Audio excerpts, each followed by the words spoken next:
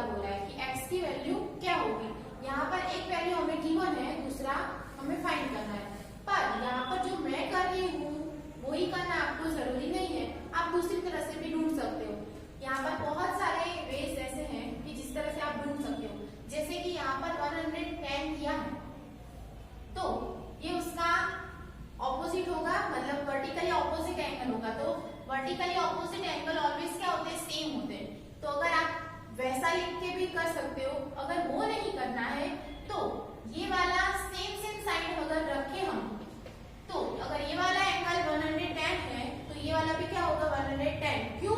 क्योंकि ये corresponding angles है। अगर कॉरेस्पॉन्डिंग एंगल है तो वो इक्वल होंगे, तो उसके हिसाब से भी ये फाइंड कर सकते हो।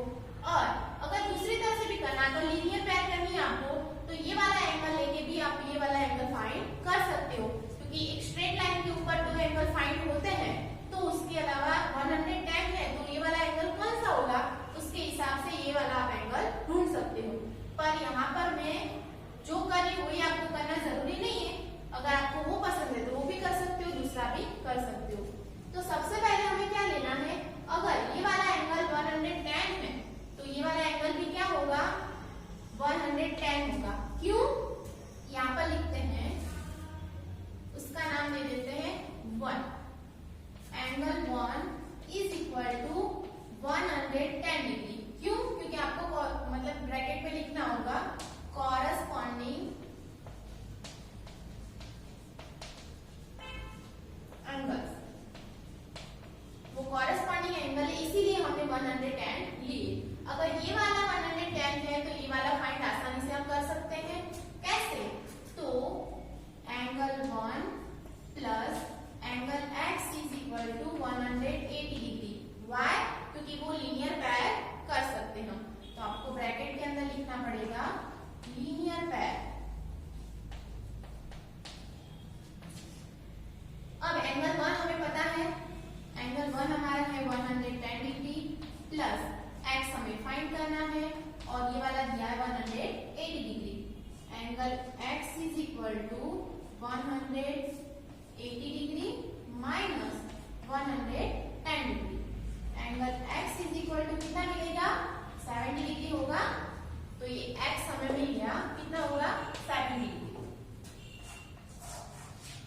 उसी तरह से आपको दूसरा भी पूछा यहाँ पर कि इसमें आपको x की वैल्यू फाइंड करने का बोला है।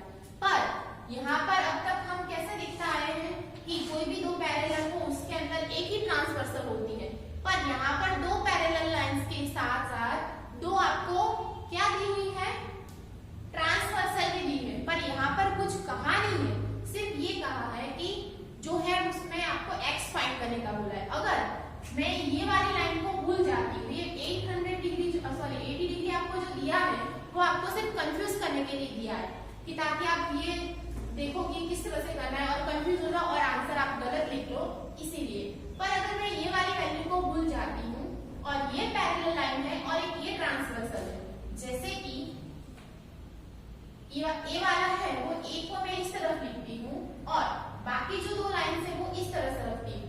ये पूरा है जो हमारी फिगर जो पूरी उसको मैं स्ट्रेट कर देती हूँ, तो ये वाली हमारा x हो जाएगा और उसका नीचे है 100 डिग्री।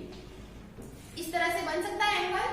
अगर मैं उसी तरह से रखती हूँ और इसको भूल जाती हूँ तो ये वाला एंगल कौन सा होगा, आप देख के भी बता सकते हो कि सेम साइड है और यहाँ पर अगर एक 100 दिया तो दूसरा भी क्या आएगा 100। वाई? क्योंकि वो कॉरेस्पॉन्डिंग एंगल्स है, इसीलिए। तो यहाँ पर मैं लिख सकती हूँ angle x is equal to 100 degree. क्यों? तो ब्रैकेट में आपको लिखना है कॉरेस्पॉन्डिंग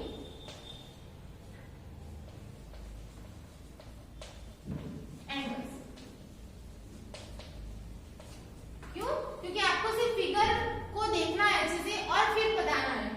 ये वाला भी आपको कंफ्यूज करने के लिए दिया है और ये वाली जो अलग सी लाइन दी है बी वाली वो भी आपको कंफ्यूज करने के लिए, इसीलिए ध्यान से देखना है और फिर उसका आंसर लिखना है। तो x हमारा क्या आएगा 100 डिग्री आ जाएगा। 5 देखते हैं। If the given figure the arms of two angles are parallel, if angle ABC is equal to 70 degree।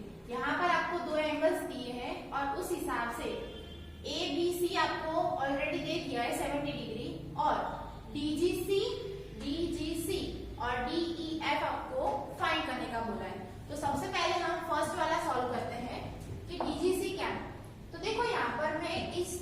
कुछ लाइन ड्रॉ करूंगी।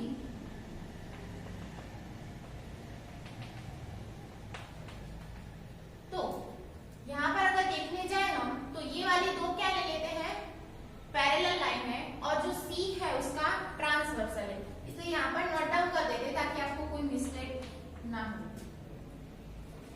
ए पैरेलल डी, ये दोनों पैरेलल लाइन है और ये उसकी ट्रांसवर्सल है, मतलब और लाइन सी ट्रांसवर्सल। ओके, ताकि कोई मिस्टेक ना हो। यहाँ पर आप फर्स्ट वाला देखते हैं कि D G C is equal to 70 degree. क्यों? क्योंकि यहाँ पर जो ए और डी है पैरेलल है और सी उसकी ट्रांसवर्सल है, मतलब यहाँ पर जो 70 डिग्री का एंगल्स दिया हुआ है वही का वही यहाँ पर है, वही एंगल, मतलब ये दोनों सेम सेम साइड है पर ट्रांसवर्सल के उस तरफ है, मतलब वो कॉरेस्पॉन्डिंग एंगल्स है।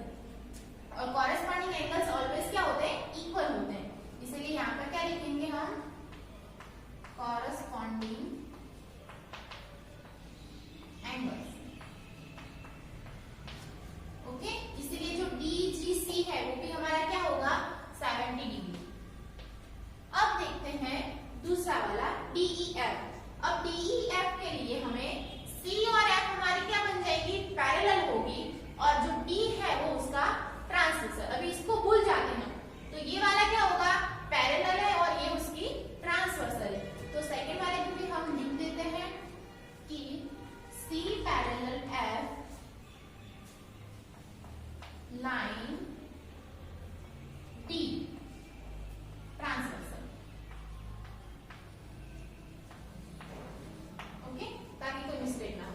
अगर ये ट्रांसवर्सल है और ये दोनों पैरेलल है तो अगर ये 70 डिग्री है तो ये भी क्या होगा, 70 डिग्री होगा। क्यों? क्योंकि ये भी कॉरेस्पॉन्डिंग एंगल्स है, इसीलिए यहाँ पर हम क्या लिखेंगे, angle D E F is equal to 70 degree corresponding angle.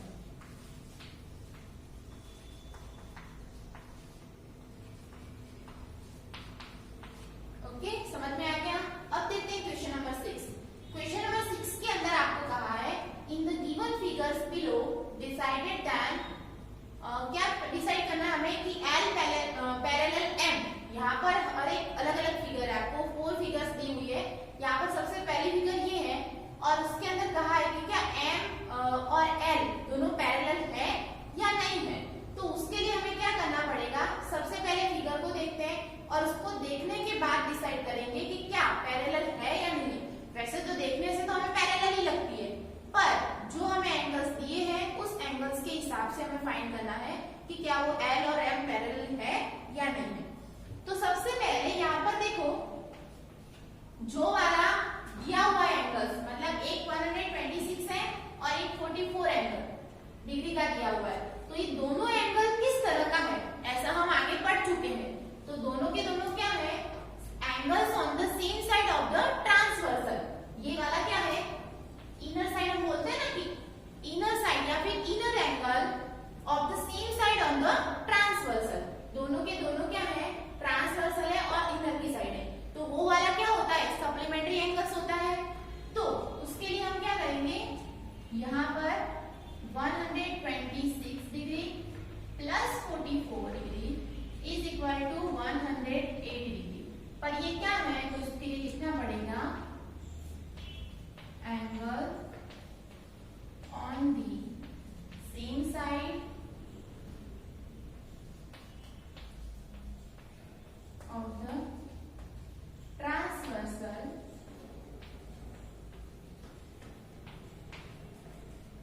On या फिर आर सप्लीमेंट्री। ये आपको याद रखना है। तो ये वाला एंगल 180 डिग्री का होता है, ये हम पढ़ते आए। तो अगर इन दोनों का टोटल अगर 180 डिग्री हो जाता है तो वो एल और एम पैरेलल होगा, बट होगा नहीं। तो यहाँ पर सबसे पहले इन दोनों का एडिशन करते हैं, 126 प्लस 44, 6 प्लस 4 10, 10 का 0, 1 आएगा ऊपर, 4 प्लस 2 6, 6 और 1 7। यहाँ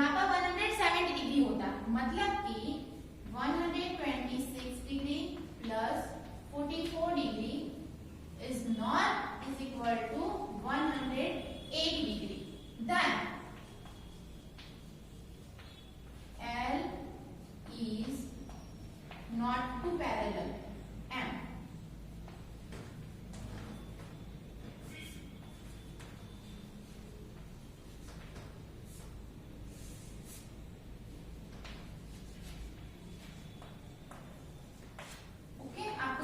रीजन लिखना पड़ेगा कि ये दोनों सेम नहीं है, मतलब ये पैरेलल हो सकते नहीं है एल और एम। क्वेश्चन 6 का 2 नंबर का लिखते हैं। यहाँ पर हमें फाइंड करना है कि एल पैरेलल एम है या नहीं है। तो यहाँ पर एक फिगर दी है और उस फिगर के हिसाब से हमें फाइंड करना है। तो सबसे पहले इस फिगर को देखते हैं। तो यहाँ पर 75 दिया है और यहाँ पर 75 दिया है। अब कैसे फाइंड करेंगे कि एल पैरेलल एम है या नहीं है। तो अगर देखने जाए तो अगर ये वाली लाइन स्ट्रेट होती है और ये आगे जाके तो क्या हो जाती है, मैच हो जाती है। अगर ऐसे ही हम बोलेंगे कि वो पैरेलल नहीं है तो वो हो सकता नहीं है। पर यहाँ पर जो एंगल्स दिए उस हिसाब से हमें फाइंड करना है कि ये एल पैरेलल एम है या नहीं। तो सबसे पहले यहाँ पर देखो 75 डिग्री का दिया हुआ है। तो मैं अगर उसका सेम साइड लूं तो वो क्या होगा, कॉरेस्पॉन्डिंग होगा उसका। तो यहाँ पर मैं x ले लेती हूँ। तो उसके लिए लिखेंगे हम x, angle x is equal to 75 degree. अगर ये वाला एंगल 75 डिग्री होता है, अगर होता है तो ये वाला क्या होगा, पैरेलल होगा। इसके लिए हम क्या लिखेंगे, x is equal to 75 degree then L parallel M। अगर ये वाला x एंगल है वो 75 डिग्री आता है तो ही ये पैरेलल होगा, वरना हो सकता नहीं है। तो उसके लिए हम क्या करेंगे, दूसरी एक बात देखते हैं। अगर ये 75 डिग्री है तो ये हमें फाइंड करना है, कॉरेस्पॉन्डिंग एंगल्स है और ये है स्ट्रेट लाइन। तो स्ट्रेट लाइन के ऊपर अगर दो एंगल फाइंड होते हैं तो वो क्या होता है, लीनियर पेयर होती है। x plus 75 degree is equal to 180 degree. Bracket में हम क्या लिखेंगे, लीनियर पेयर। अब x इज इक्वल टू 75 को मैं उस तरफ जाने दूंगी तो माइनस हो जाएंगे। अब मुझे 180 डिग्री में से 75 डिग्री को माइनस करना है। तो उसके लिए 10 में से 5 जाए तो 5, 8 के ऊपर 7, 7 में से 7 जाए तो 0 और 1 का 1 नीचे। मतलब कि x इज इक्वल टू हमें क्या मिलता है, 105। ये वाला 105 मिलता है। तो ये कॉरेस्पॉन्डिंग हो सकता नहीं है, क्योंकि अगर ये वाला 105 है तो ये वाला 75 है। अगर ये वाला 75 तो यहाँ पर भी 75 आना चाहिए, पर ये दोनों मिलते नहीं। मतलब वो एंगल आगे जाके क्या हो जाती है, इंटरसेक्ट हो जाती है। मतलब एल पैरेलल एम हो सकती नहीं है। समझ में आ गया। आपको सिर्फ ये फाइंड करना है कि अगर 75 डिग्री x मिलता है तो ही एल पैरेलल एम हो सकता है। इसीलिए तो हमने ये सेंटेंस लिखा है कि अगर ये वाला 75 डिग्री होता है then L parallel M. But यहाँ पर x की वैल्यू क्या मिली हमें, 105 डिग्री मिलता है। तो ये हो सकता नहीं है। इसीलिए क्या लिखेंगे हम, angle x is not is equal to 75 degree, then L is not parallel to M। वो पैरेलल हो सकता नहीं। अब देखते हैं थर्ड नंबर का। उसके अंदर भी आपको एक फिगर दी है और उस फिगर के हिसाब से फाइंड करना है कि L पैरेलल M है या नहीं। ये आपका दो L और M है और ये उसकी ट्रांसवर्सल। मतलब अब यहाँ पर हम देखने जाए तो 123 और यहाँ पर 75। अगर ये वाला 75 है तो उसका कॉरेस्पॉन्डिंग एंगल ये भी 75 डिग्री होगा। पर होगा तो ही ये वाला क्या कहलाएगा, L पैरेलल टू M कहलाएगा। अगर नहीं होता है तो ये भी नहीं होगा। तो यहाँ पर ये वाला x ले लेते हैं। इसको अभी हमने ढूंढना नहीं है, पर सिर्फ एज्यूम करते हैं। तो यहाँ पे लिखेंगे angles x is equal to 57 degree, then L parallel M। अगर वो 57 डिग्री आता है तो ही ये वाला angle L parallel to M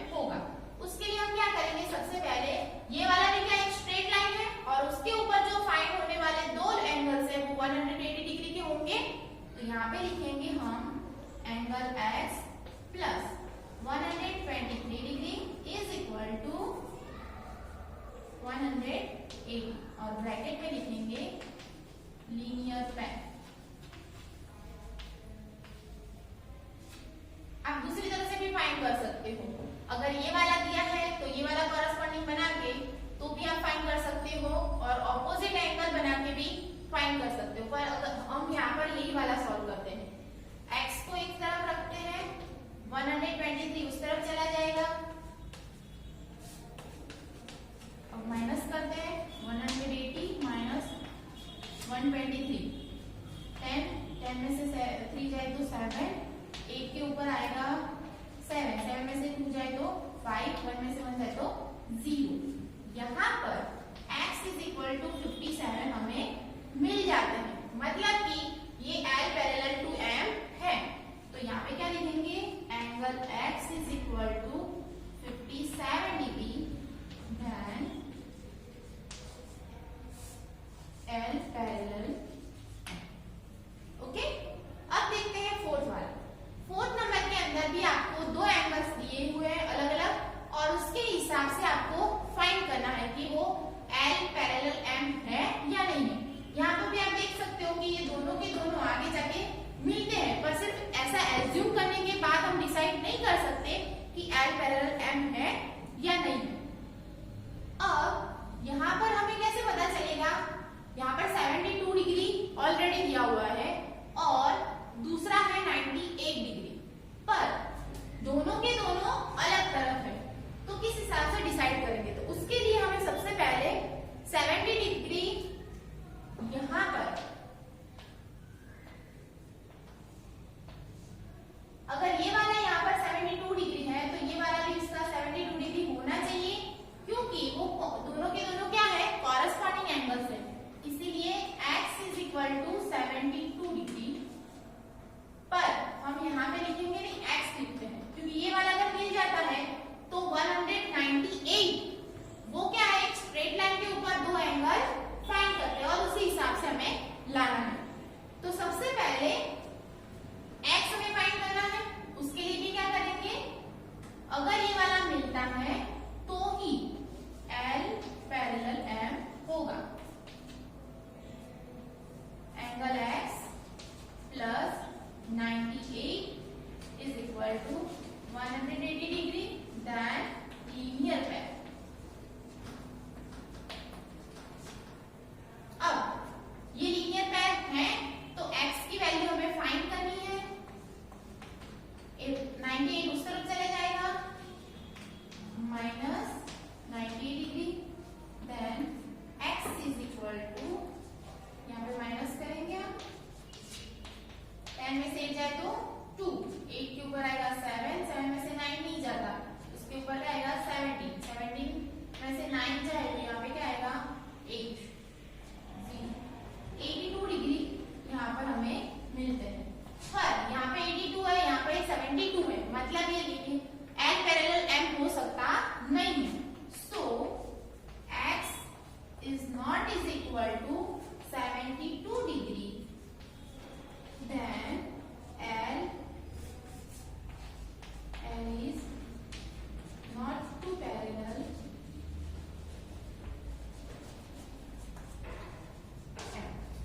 okay, समझ में आ गया। अगर अभी भी समझ में नहीं आता है तो आप मुझे डायरेक्टली पूछ सकते हो। यहाँ पर स्टैंडर्ड 7 के अंदर हमारा जो चैप्टर 5 है वो कंप्लीट होता है।